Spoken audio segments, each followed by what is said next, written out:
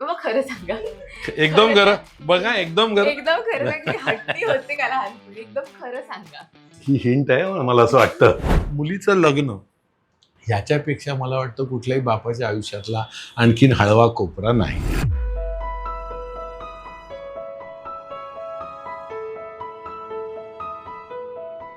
तुम्ही कायम सगळ्यात माझ्या बरोबर असता. कायम म्हणजे छोट्यातली छोटी, म्हणजे अगदी मला पिरियड झाले आणि माझं पोट दुखत असेल तरी मी बाबांना कॉल करून, बाबा मला त्रास होतो, माझं पोट दुखतंय. अगदी 10वीच्या परीक्षेपासून ऑडिशन देण्यापर्यंत, आजारी असली तर, सर्जरी असली तरी त्यांचं एक okay we are in it together मला इतकं सपोर्ट देतं. आणि इट मेक म्हणजे वाक्य make sure that I never feel alone. तुम्ही जसे समरस होता त्या श्रावणी किंवा लीला. लीला, तसं मला नाही होत. या दोन्ही ह्याच्यामधली वल्लरी आणि वल्लरीच दिसते. म्हणजे हितला सांगतो तुला जोडीदार कसा पाहिजे, तू सिरियलमध्ये काम करते का, हां चालेल, असा नाही चालणार आपल्याला. तेव्हा मला असं वाटत होतं की काही ऑडिशन देऊन होत नाहीये, मला मिळतच नाही, रोल रिजेक्ट होते मी. आणि एकदा बाबांना म्हटलं पण होतं की जाऊ दे, झेपत नाही, एकदा हा रडायला लास्ट आहे, नाहीतर आता आपण बंद करूया. आय थिंक मी एका बाबांसाठी, म्हणजे मला वाटतं मला जर एखाद्या प्रोफेशनल नाटकात काम करायला मिळालं ना, तर मला वाटतं बाबांना इट इज अ खूप dream to see me working ना. Happy father's day.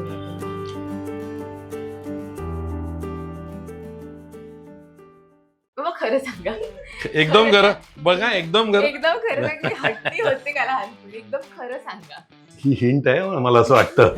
मुलीचं लग्न ह्याच्यापेक्षा मला वाटतं कुठल्याही बापाच्या आयुष्यातला आणखीन हळवा कोपरा नाही.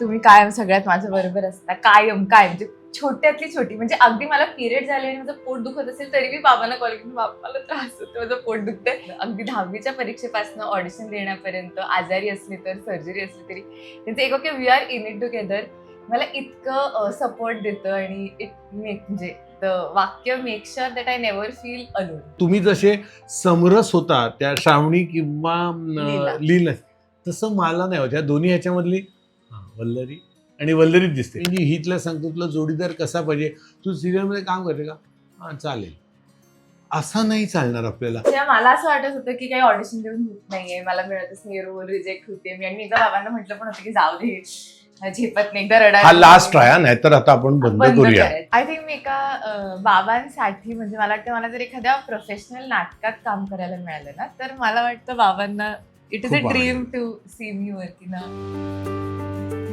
Happy father's day.